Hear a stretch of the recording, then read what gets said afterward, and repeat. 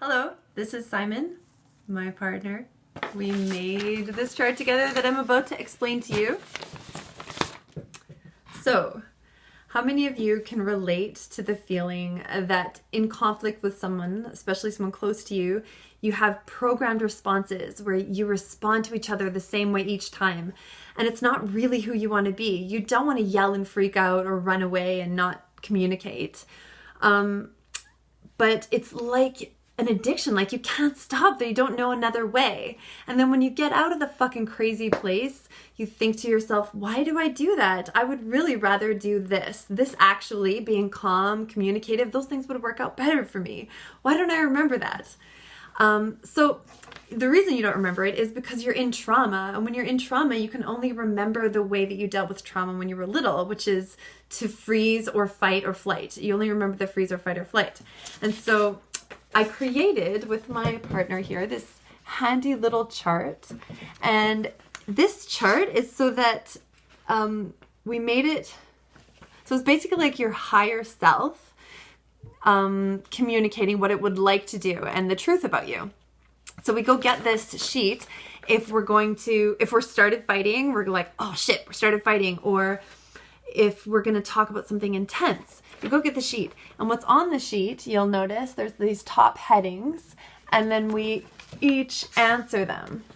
So the first one is what your triggered responses look like. So what your triggered responses look like is how you physically react. Do you start yelling? Do you cower? Do you hide? Do you start crying? Do you start talking really fast? Whatever it is, when you're triggered, what does it look like? And your partner will be able to help you because they've seen you like that so many times. And then your triggered response thoughts, what you're thinking about when you're doing that. Like, I'm being abandoned, or I'm a failure, or whatever it is. Thoughts you're having that are causing that, I feel powerless, whatever it is.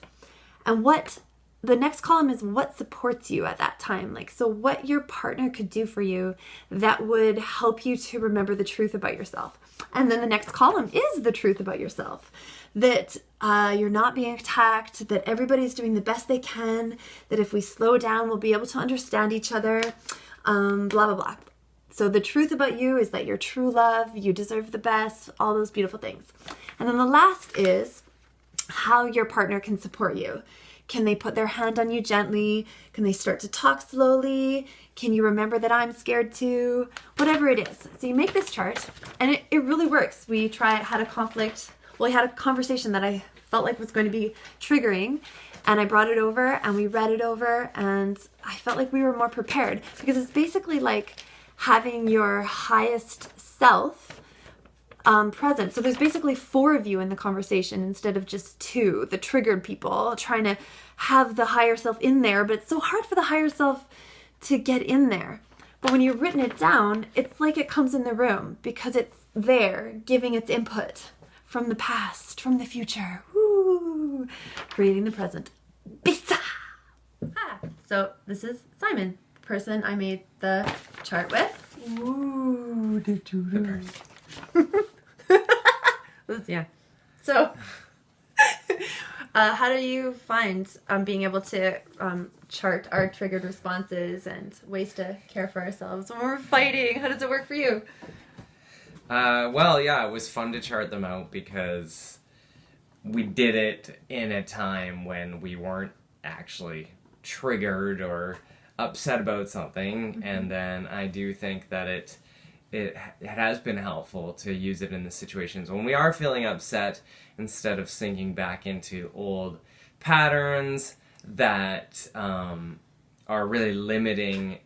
This helps bring more presence and clarity to the moment, that it feels a lot more loving and less destructive into the downward spiral of negative patterns that make us think of things in sort of like black and white terms of, so black and white terms? What do you mean by that? Well, just that, like, sometimes a situation happens and we'll respond to it like, oh, like, this is that time, this is the same as that time or whatever, even though it could be not like maybe only slightly similar, but also it's just more about what's happening right now, not necessarily like, oh, this is happening again type thing. Yeah. Thanks for sharing. Yeah. Proof.